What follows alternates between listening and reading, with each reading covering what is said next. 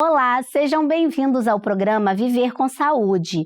O nosso programa é transmitido pelas multiplataformas digitais da Igreja Cristã Maranata. O tema de hoje é fonoaudiologia e a nossa convidada é a fonoaudióloga Raquel. Raquel, seja bem-vinda. Muito obrigada, Ariela, e muito bom estar com vocês. Então, Raquel, para a gente começar, o que é a fonoaudiologia? Ariela, a fonoaudiologia é uma especialidade da área da saúde que trabalha com a prevenção, promoção de saúde referente à comunicação humana e algumas das dificuldades que possam ter nessa comunicação. Também trabalha nas áreas como voz, audição, equilíbrio, deglutição, linguagem escrita, falada, dentre várias áreas. Hoje nós estamos em 14 áreas de especialidade dentro da fonoaudiologia. E quais os problemas o fonoaudiólogo pode ajudar a diagnosticar e a tratar? Referente a essas áreas de atuação, o fonoaudiólogo deve olhar o paciente como um todo, né? E aí, recebendo esse paciente, olha, Ariela, que interessante, o fono consegue trabalhar desde o bebê, um recém-nascido, até o idoso. Então, de acordo com as faixas etárias, a gente consegue verificar algumas dificuldades que possam ter, né? Pensando no bebê, a gente vê essa questão auditiva, a questão, né, da amamentação, cresceu mais um pouquinho, a gente consegue ver a fala, atraso de fala, dificuldades envolvendo a fala, envolvendo a audição dessa criança, cresceu mais na questão do uso profissional da voz, a audição. Se você trabalha em um ambiente muito ruidoso, pode trazer algumas dificuldades auditivas. Então, o fonoaudiólogo vai fazer esse diagnóstico, né? Se tem uma perda, que tipo de perda auditiva é essa? Se é pelo uso, é igualmente a voz. Se você está com alguma dificuldade na voz pelo seu uso, se você é um professor, se você é um radialista, ou se você usa muito a voz ou usa de forma errada, ou essa questão de a melhor comunicação. Crescemos mais um pouquinho na faixa etária, chegamos na melhor idade, né? Os idosos. Os idosos, nós tratamos essa questão também auditiva, que pode ser uma perda que é comum com a idade, as células do nosso corpo vão morrendo com o tempo, tem células auditivas que não voltam, né? E é o tratamento auditivo, o uso de aparelhos, ou até mesmo, pensando nos idosos, a questão da mastigação e da deglutição. Tem um termo, não é uma doença, é um efeito que pode acontecer por vários motivos, que é a dificuldade de deglutir, né? A disfagia, né? Que pode causar um problema maior, como uma pneumonia, né? Quando a gente tenta mastigar ou engolir algo, em vez de ir para o estômago, pode ir a parar nos pulmões. E aí o fonoaudiólogo é quem vai diagnosticar e tratar todo esse processo. Ou até mesmo quando a gente chega no momento em que a vida vai se findar, que a gente fala, né, dos cuidados paliativos. E o fono vai trazer ali o conforto até o momento final. Entendi, muito interessante isso. E aí, você falou que vai desde o comecinho da vida até o final, né, o trabalho do fonoaudiólogo. E aí, a gente podia falar um pouquinho do papel do fonoaudiólogo logo depois do nascimento? Podemos sim. Vamos lá. Você, mamãe de primeira viagem, já ouviu falar que o fono, quando você tem o seu neném, vai chegar no quarto do hospital e vai fazer 2 testes. O teste da orelhinha e o teste da linguinha. O teste da orelhinha é uma lei, assim como o da linguinha. O da orelhinha é uma lei, uma normativa que foi feita desde 2010. O da linguinha é de 2014. O fonoaudiólogo chega para avaliar a audição e também a língua do seu bebê. Referente à audição, é uma sonda que é colocada no ouvidinho do seu bebê. Pode ser que o fonoaudiólogo até puxe um pouquinho a orelhinha do seu bebê só para ajeitar a oliva, como se fosse um fone de ouvido. Coloca no ouvido do bebê e alguns sons com intensidades e frequências diferentes, bem baixinho, vão ser emitidas e essas ondas sonoras chegam na cóclea para verificar se as células ciliadas ali começam a mexer e respondem a essa sonda. E ali, no visorzinho, vai dar 2 resultados. Ou passou ou falhou. E aí, se falhar, Ariela, o que acontece? Pode acontecer de falhar, mas por que falhou o teste no meu bebê? O teste é feito, normalmente, depois de 48 horas de nascido. Se for feito um pouquinho antes, pode passar, mas pode falhar. Todos os bebês, se você reparar, nascem cheio de uma viscosidade, né?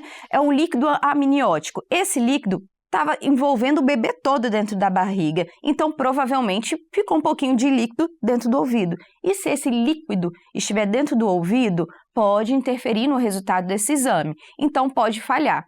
Ou até mesmo se o bebê, a mãe, na gestação teve alguma doença, como sífilis, toxoplasmose, entre outras, ou até mesmo alguma doença genética, por exemplo, na sua família, tem alguém com uma deficiência auditiva, né, que nasceu com alguma dificuldade auditiva.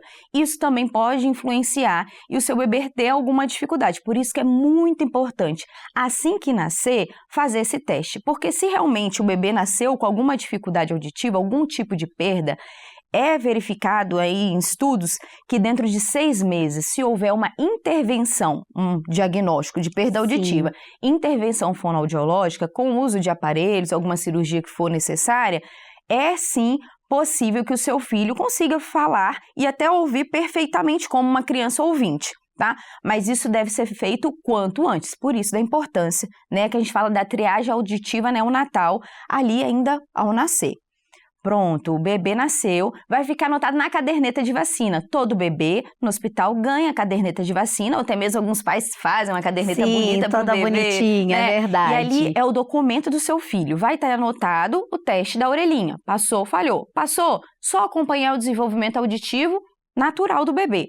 Falhou, você vai ter que fazer o reteste dentro de um mês. Se falhar novamente, aí vai para o BERA, um exame mais específico, né, que o otorrino e o fono acompanham, né, para verificar realmente se há um diagnóstico de perda auditiva ou não. No hospital que eu tô, não teve esse teste. O que você que está aí me ouvindo pode fazer? Você pode procurar uma unidade de saúde onde vai ter o pediatra, que é o profissional que vai acompanhar o seu bebê. E aí você pode falar com ele, olha, não foi feito o teste da orelhinha no meu bebê. E ele vai encaminhar da unidade básica de saúde para um profissional ou para uma área dentro do SUS que vai ter o profissional, o fonoaudiólogo, que vai realizar esse teste. Às vezes nas APAES também fazem. Então, sempre dentro do SUS, procure o médico da família ou o pediatra do seu bebê, que ele encaminhará para o fonoaudiólogo realizar esse teste. Mas, como lei, esse teste deve ser realizado dentro do hospital. Vamos agora para o teste da linguinha. Muitas mães ficam muito preocupadas, Ariela, com o teste da linguinha. Muito preocupadas. Por quê? O teste da linguinha é para verificar a existência ou ausência do frênulo da língua. O que é um frênulo da língua? A palavra mesmo é um freiozinho. É uma membrana que fica embaixo da língua, que prende a nossa língua no assoalho da boca. Tá aqui, a parte de baixo da boca é a língua, né? Tem uma membraninha que vai prender essa língua. Todos nós temos. Pode ser que ela seja fina, grossa, que ela esteja presa na gengiva ou no meio da língua. Isso aí quem vai avaliar é o fonoaudiólogo, porque são muitas variedades, Ariela, que pode acontecer. Só que nós temos, né, esse teste da linguinha para verificar se a língua, né, está normal, se ela está num dito duvidoso ou se ela está realmente presa. E aí, o que a gente precisa saber das consequências dessa língua presa? Se essa língua estiver presa, ela vai trazer algumas dificuldades na amamentação. Eu vou falar aqui o termo adequado, pode. Eu não tenho como afirmar que vai trazer ou não. Estudos mostram que trazem essa dificuldade na amamentação e podem causar dor. E ser muitas vezes o bebê, que vai ser aquele bebê faminto, que não tem fundo, quer mamar, mamar, mamar e nunca está satisfeito. Mas por que esse bebê quer mamar, mamar, mamar e nunca está satisfeito? Se ele tem uma membrana que segura a língua dele, ele vai ter que jogar muita força para essa língua mexer, para sugar. Pensa só, a gente comendo, andando numa esteira, Ariela. É difícil, né? Já tô gastando as calorias enquanto eu ganho. Claro. Da mesma forma, esse bebê, ele tá fazendo toda a força para mexer essa língua, mas a língua dele tá presa, então ele vai jogar muita força. E os bebês são espertos. Eles vão dar um jeito para aquela língua dele funcionar e ele comer, porque ele sabe que ele precisa comer. E aí, o que pode acontecer? Ele jogando muita força para sugar, pode machucar a mãe, e a mãe ter, né, dor na amamentação, pode até tirar um pouco de sangue ali, né, do mamilo da mãe, porque ele está jogando muita força. E a mãe pode até desistir da amamentação. E aí a gente fala, né, interromper a amamentação por conta da dor. E uma informação muito importante para todas as mães: a amamentação não é para ser dolorosa, é para ser prazerosa para a mãe e para o bebê, porque a amamentação não é só simplesmente dar comida para o seu bebê e ele ficar satisfeito. Não, é uma troca de carinho, afeto. O seu bebê conhece você, mãe, desde o útero, por dentro. Então, a amamentação é acalento, é carinho, é alimentação, além de ajudar no crescimento da maxila, da mandíbula e o desenvolvimento, pensando lá na frente também na introdução alimentar e também já na fala. Ariela, é muito importante, tá? Mas também é muito importante, se você, mamãe, está sentindo dor, incômodo na amamentação, procure um profissional qualificado, seja, né, o fonoaudiólogo, para trabalhar, para te orientar. Né? A gente tem as posições dos bebês, não só o fonoaudiólogo, mas os enfermeiros, né? Às vezes, né, as pessoas que cuidam da amamentação, que são as posições que, né, pode colocar o bebê. Eu vou trazer aqui o meu bebê, hoje eu não trouxe, né, o bebezinho, só tô com né, o meu echarpe aqui, mas as posições tradicionais que você pode colocar o seu bebê. Pode colocar ele na posição tradicional, tá a cabecinha do bebê aqui, invertida, a cabecinha aqui, ó, colocou na palma, aqui, ó, virou para cá, ou em pezinho, que a gente chama de cavalinho, o bebê aqui. O importante é que o bebê pegue a auréola toda e não só o bico do peito da mãe, porque pegando só o bico do peito da mãe pode ter a língua soltinha, tá, Ariela? Não tem problema nenhum na língua, mas se o bebê pegar só no bico do peito da mãe, vai machucar. Entendi. E o leite não é produzido no bico do peito, e sim na auréola, na parte mais de trás. Interna. E aí o bebê, as mães acham assim, a boquinha do meu bebê é muito pequenininha, não vai conseguir. Consegue abrir a boca, consegue. A fome é muito, eles conseguem abrir sim. Então, o teste da linguinha, voltando, né? Sim. Ele vai verificar se a língua do seu bebê, a anatomia da língua, está adequada ou se está presa. Pensando não simplesmente só na amamentação, mas no futuro do uso dessa língua. O bebê, a principal função para ele da língua é sugar, né, Arela? Mas a gente vai crescer, começa a introdução alimentar. Claro. Para que a gente serve a língua na hora de mastigar? A língua é jogar o alimento para a direita e para a esquerda, né, na bochecha, aqui embaixo dos dentes, para a gente mastigar. Se a língua está presa, normalmente as pessoas não vai jogar o alimento nem para um lado nem para o outro, só vai usar a língua para cima e para baixo. Sim. E não é essa a função. Depois da introdução alimentar, quando o bebê começar a falar, e aí como é que vai ser essa fala? Ele vai adaptar tudo. Ele vai conseguir falar? Claro que ele vai conseguir falar, pensando em anatomia. Só que alguns sons não vão sair com perfeição. Por exemplo, o L. O L é um som fonema, que a gente diz na fonoaudiologia, que a gente precisa da língua lá em cima no céu da boca. Como é que ele vai levantar a língua se a língua está presa? Sim, vai ser mais difícil. E aí vai ser mais difícil, e aí a gente já pensa numa situação mais complicada, num ambiente escolar, num bullying, até numa discriminação, claro, né? Porque todos os meus coleguinhas estão falando normal e eu ainda não consegui falar. Muitas vezes é por causa desse detalhe da língua.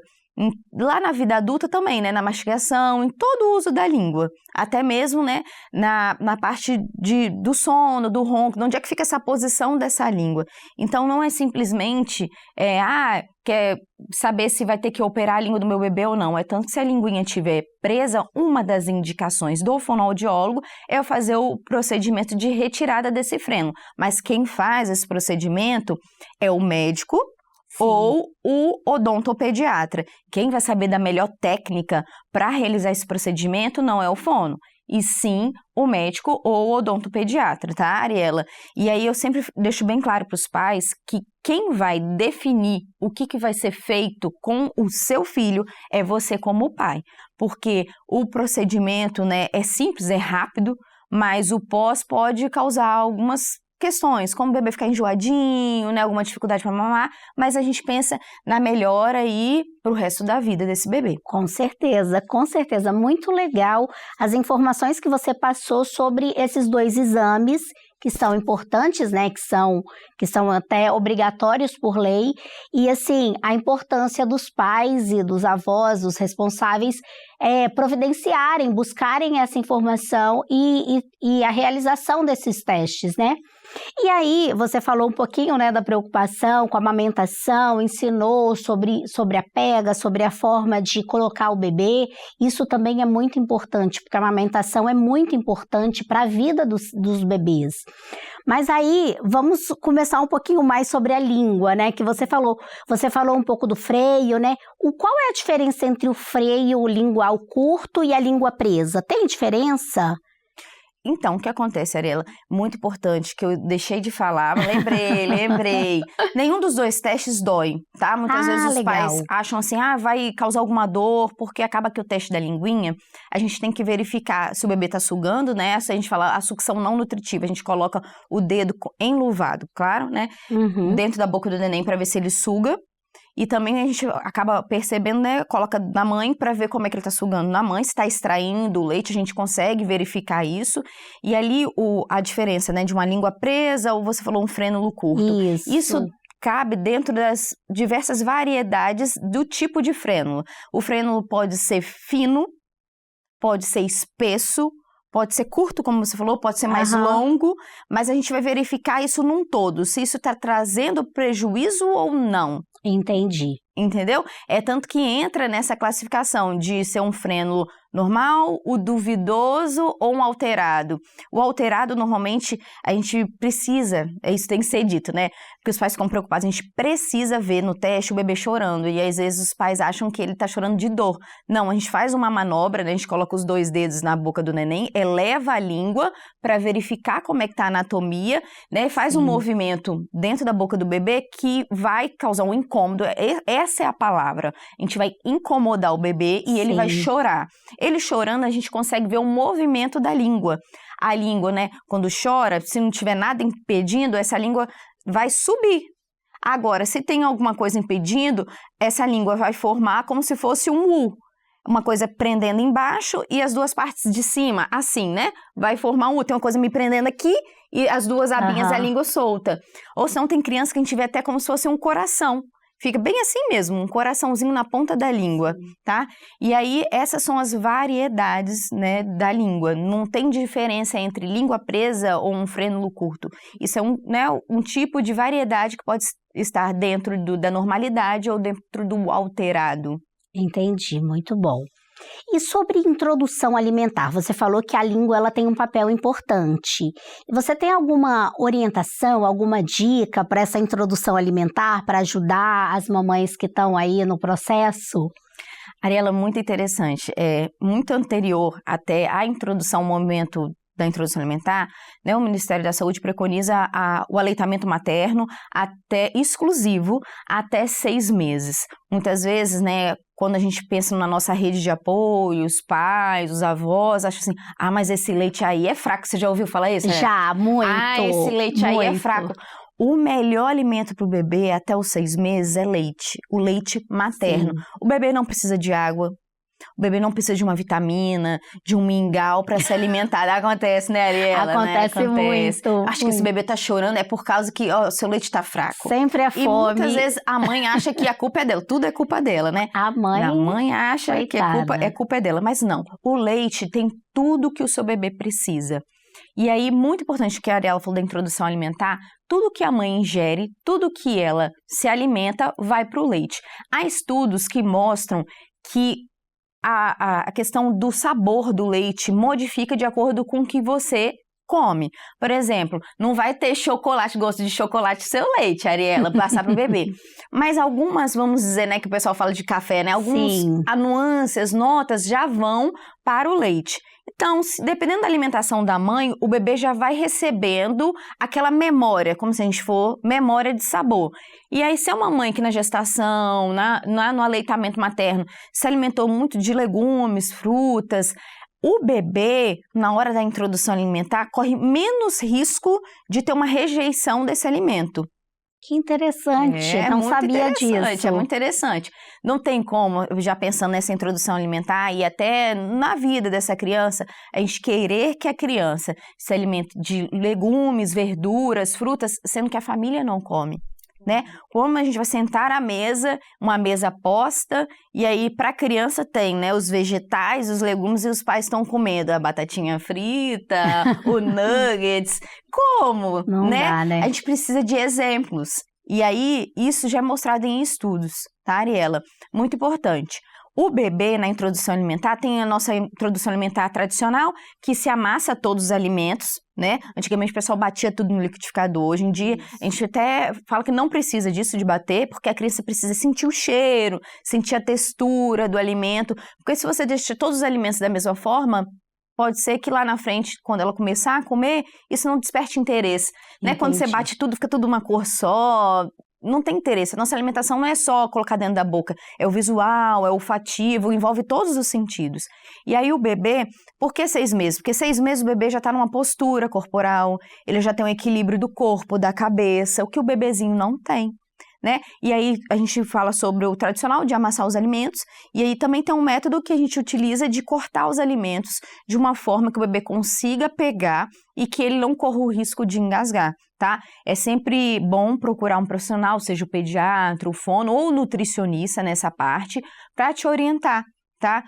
Não faça qualquer tipo de corte ou qualquer tipo de oferta que pode ocorrer o engasgo do bebê. A gente sempre tem que ter muito cuidado. E tem a forma de ofertar o alimento das duas formas, tanto amassadinho como inteiro. O inteiro não é um pedaço inteiro. É com um corte a criança possa pegar, a criança vai se sujar, gente, não tem jeito. A criança vai se sujar e ela precisa sentir o alimento, provar. E muitas vezes no início ela fica fazendo careta que não gostou, que não quer aquilo, mas é um novo. Tudo que é novo causa uma certa estranha, impulsa, mas depois ela vai com o tempo, né, aceitando. Pode acontecer do bebê preferir o leite, né? O leite para ele é mais seguro, tanto para ele quanto a mãe. E nesse momento da introdução alimentar, a mãe tem que ser muito forte em saber, não, o meu bebê não vai passar fome, mas agora eu tenho que priorizar o alimento. Sim. E não, né, só o leite. Porque muitas vezes é mais fácil continuar com o que é de costume, né? Vou continuar dando leite e ele não gostou uma vez, deixa depois. Isso pode virar uma bola de neve e trazer um problema maior futuro. Claro. Muito bom também sobre isso. A gente pode avançar um pouquinho, começar a falar um pouquinho de atraso na fala, que eu acho que é uma preocupação muito grande, né? Quando a criança começa a falar? As crianças começam no início, né, a balbuciar ali entre o 7º, 8º mês, começa a falar u, ba, mamá, aí falou papai, mamãe, né? Sim. Ali começam as primeiras, vamos pensar em sílabas, entre 1 ano e 2 meses, e aí quando completa 1 ano e 6, 1 ano e outro, já está conseguindo falar 2 palavras, por exemplo, quer água, chamar mamãe, papai, falar não, né, as crianças, a primeira palavra, porque os pais, não, e já utiliza as palavras dentro do contexto, dentro do sentido. Não é, no início, realmente a criança pode falar papá para pai, para comida, em várias situações, né? É uma forma genérica de utilizar a palavra. Depois, por exemplo, no início ela pode falar au, au para todos os bichinhos, todos os bichos. Aí depois ela vai entender que o uau, uau é o cachorro e que o miau é o gatinho. E depois ela vai substituir esse som au, au e miau por gato e cachorro. Esse é o processo que a gente espera, né? E aí, quando há um atraso, a gente verifica esse atraso desde lá de trás. Começou a balbuciar, demorou para começar a falar o papá, o mamá, demorou para começar a falar o gato, o cachorro. E aí a gente leva um profissional, deve levar. Se o seu filho tem 1 ano e meio, 2 anos e não faz nenhum desses marcos de desenvolvimento, aonde é que eu consigo ver, né? Hoje a gente tem muito material na internet, mas eu tenho certeza que você aí na sua casa tem na sua gaveta o que eu falei lá no início, a caderneta de vacina. Na caderneta de vacina tem os marcos do desenvolvimento do bebê, tem os marcos, né, do crescimento referente àquilo, altura, estatura, mas também tem os marcos do desenvolvimento auditivo, tem da fala, tá tudo lá. Muitas famílias não sabem, mas ali tem tudo. E aí você consegue ter uma fonte segura de informação dos marcos, né? Porque a internet a gente encontra muita coisa. Tem criança que fala muita coisa já com 1 ano. Aí você fala, poxa, vou comparar meu filho não fala nada ainda. Aí a mãe fica aquela angústia. Não, a gente consegue ver os marcos, né? Ali na caderneta de vacina. E aí, muito importante, o bebê, né, a criança, ele fala mediante daquilo que ele está recebendo auditivo. Então, né, já falou do teste da orelhinha. Ele ouve bem? Ouve. Então, agora, qual o estímulo? Qual o estímulo de qualidade que você está dando para o seu filho? Porque muitas vezes, hoje, o que a gente mais vê, né, Ariela?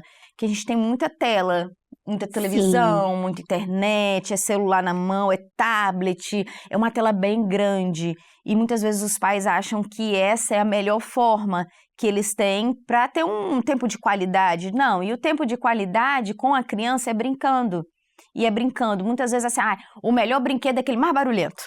Não é, o melhor brinquedo é você, pai, o melhor brinquedo é você, mãe. Para a criança, o melhor é estar com quem ela ama. E não é estar mexendo no celular, né? A gente está aqui brincando e está aqui, ó, mexendo no celular. Ou você não está filmando a criança, tirando foto. Não é isso. É se desligar de tudo e concentrar no seu filho, na bênção que Deus te deu, né? A herança que Deus te deu. E é você sentar com seu filho e brincar.